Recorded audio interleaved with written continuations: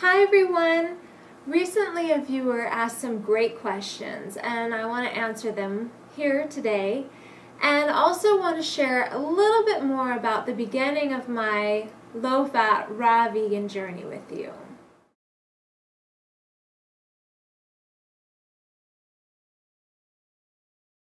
This is such a great question, and a lot of people have great concern when they hear about this lifestyle and how much fruit is consumed, and it can really go against what we've learned our whole lives. People telling us all the time, don't eat too much sugar, don't eat too much fruit, you're going to get fat, you're going to have problems.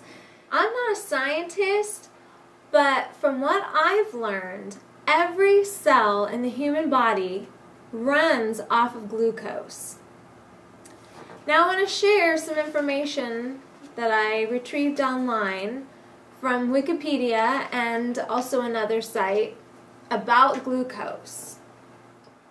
Glucose, also known as D-glucose, dextrose, or grape sugar, is a simple sugar and an important carbohydrate in biology. Cells use it as the primary source of energy.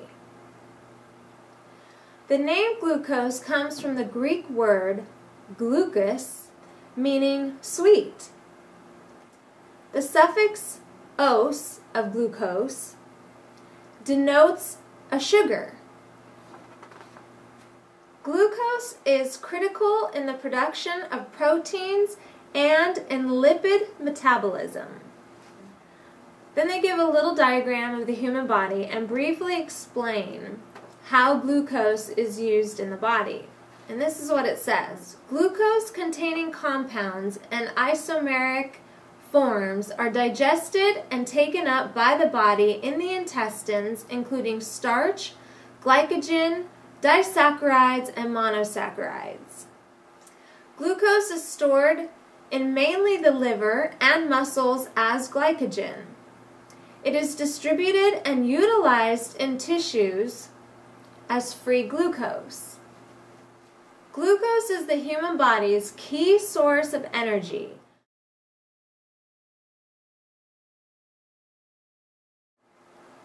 Glucose is the human body's key source of energy through aerobic respiration, providing approximately 3.75 kilocalories of food energy per gram. Breakdown of carbohydrates yields mono and disaccharides, most of which is glucose.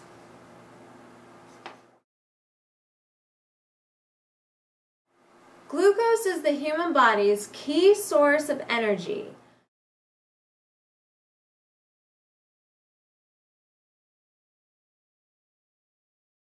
So this website, Wise Geek, talks about glucose, and I just want to share because this paragraph just sums it up really simply. We get most of our glucose from digesting the sugar and starch and carbohydrates. Foods like rice, pasta, grain, potatoes, fruits, and a few vegetables qualify as carbohydrates. Our digestive system, using bile and enzymes, breaks down the starch and sugar in these foods into glucose. This functional form of energy then gets absorbed through the small intestine into the bloodstream. There, a chemical known as insulin, excreted by the pancreas, meets the glucose. Together, they can enter cells in muscles and the brain, allowing glucose to power activities like lifting a book or remembering a phone number. So that really explains to me why eating fruit is so important, because it's a simple sugar. It's going to be the easiest thing for the body to break down. The body isn't going to have to do so much work to digest that food, and it's going to leave my body free to do all kinds of other activities and do them really well. So from a scientific level, that's why I eat so much fruit. But from my own personal level, number one, I love the taste of fruit. I feel so much better when I eat mostly fruit. My body functions better. Everything seems to run so much smoother. And I feel really, really good compared to when I used to eat cooked foods, animal foods, and processed junk. I feel so good. So that's why I eat so much fruit and compared to vegetables. Vegetables are great. They're a great source of minerals and fiber, but vegetables are more of a really tough, difficult to digest fiber. So I'm not drawn to those foods as much because when I eat them, I tend to feel bloated and uncomfortable. My digestion doesn't work quite as smoothly as when I focus more on fruit and easy to digest greens like lettuce, spinach, chard, and celery and greens like that.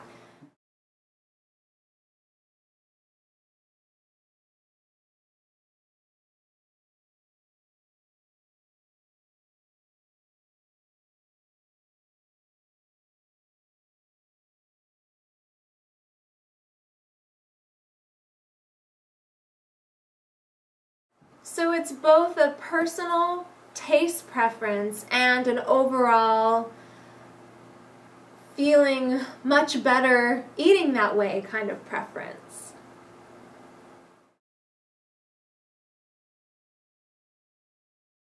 My diet has changed quite a bit. First of all, I can eat a lot more than I used to when I first started. It was very difficult for me to eat really large meals of fruit, and it took a long time to build up to eating more. When I first started eating raw food, I did the gourmet raw food thing. I didn't eat as many high-fat foods as maybe some people do when they do the gourmet raw food thing, just because I just did not feel as good eating high-fat meals. And then the more that I ate that way, the more I realized it wasn't working for me, which is why I gravitated towards a high-carb vegan, raw vegan diet. So I definitely eat more, and in the beginning I was eating a lot more variety at each meal because that's what I was used to. And now I just gravitate more towards eating mono meals. I really enjoy eating one type of fruit at a time, and I enjoy eating just a meal of persimmons or just a meal of bananas or grapes. And I feel really good eating that way. It's extremely convenient, and with my busy schedule and lifestyle, I don't have to prepare something extensive at each meal. So it does make things a lot easier for me and for my body.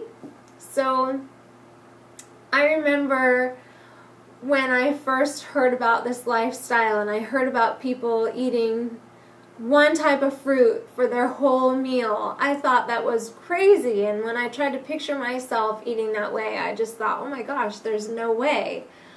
But now it's just such a part of my life. It makes life so much easier and so much better. My health is so much better, so I really enjoy eating that way. Usually my evening meal has more variety. So lately I've been doing like a mango soup at night, and I've been adding in cucumbers and red bell pepper and a little bit of celery, and sometimes I'll vary it depending on what mood I'm in. I'll add a little basil or cilantro. I always try to keep my meals at 5 ingredients or less, but sometimes I'll go over a little bit, and I do just fine with it. So that's probably my biggest variety in a meal. Everything else is pretty much mono meals for me. And if I could, I know I've shared with you many times that I am sensitive to acid fruits. If I could eat acid fruits, I'd probably be eating a lot of orange meals, orange juice, tangerines. I would be taking huge advantage of that. But I am still at the point where I can't do that quite yet. I still have reactions to those foods, but I am hoping that someday I will be able to eat those foods. So if I get to that point, I will definitely be sharing that with you, because I know a lot of you have that same issue where you can't eat either strawberries or tomatoes or oranges. So if I figure it out, I will let you know for sure. I also kind of wanted to share with you my experience in the very beginning with this diet, how I transitioned, because everybody has a different story of how they evolved into this diet completely. I am doing 100% high carb, low fat, raw vegan, and in the beginning it wasn't completely 100%, but I will share that I never ever had a complete cooked meal after going raw. I did have a few bites of steamed vegetables from time to time, mostly broccoli because I was preparing it for my husband. Steamed broccoli, I would have just a few bites of it, and as time went on, the times when I would have some steamed broccoli, it was really interesting. By the afternoon, like mid-afternoon, I would start to get a sore throat, and my throat would feel really, really thick, like just how you would feel as if you're starting to come down with a cold. And so that's kind of why I stayed away from fully cooked meals, because I didn't want to get sick. And eventually, within hours after feeling that funkiness in my throat, it would dissipate. But that's kind of, I just knew that if I ate like a full meal of steamed vegetables or any other type of cooked food, that I would just go into a full-blown head cold or just feel really sick. I had a really hard time giving up vinegar salad dressings, because that's one of the things that I loved. Even before I went raw, I was a huge salad person. I just always loved salads so much, and the vinegar dressings were just so exciting to my taste buds, and it just always made the salads taste so good. So it was really hard for me to give up vinegar salad dressings. So from time to time, I would make up a vinegar type dressing, and I would hold out as long as I could, but I just, for some reason, I just needed that pungent taste, and I would just kind of dip some lettuce leaves in a homemade vinegar dressing that didn't have any oil or anything in it, and that would help to get me through. I never did like a huge salad with like lots of vinegar. I would just do a little bit at a time, just to kind of baby steps get me past that point.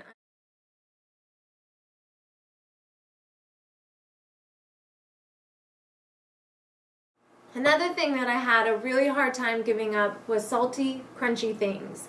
I would sometimes eat popcorn in the very beginning to satisfy that salty crunchiness desire and work my way past it. And when those cravings came along, I would try to move past them if I could, and if I couldn't, then I would just give in and I would have a little bit. It eventually got me past the point of needing to have that all the time, because I was constantly substituting things like cucumbers and celery and chard and spinach and tomatoes and things that were more salty, more crunchy. I would try to make like a salad of those things, like cucumbers, celery, tomatoes with some cilantro or some basil or something, just to get that salty, crunchy flavor and try to get past those other cravings.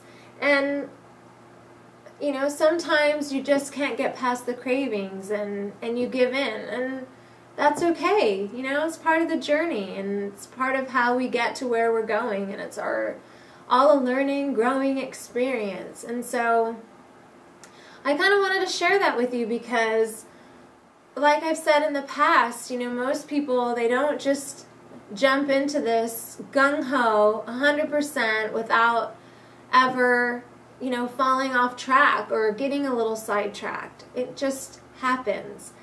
And you just pick yourself up and you move on to the next meal and try to keep it raw if you can. You know, and you move on and you take it step by step and day by day.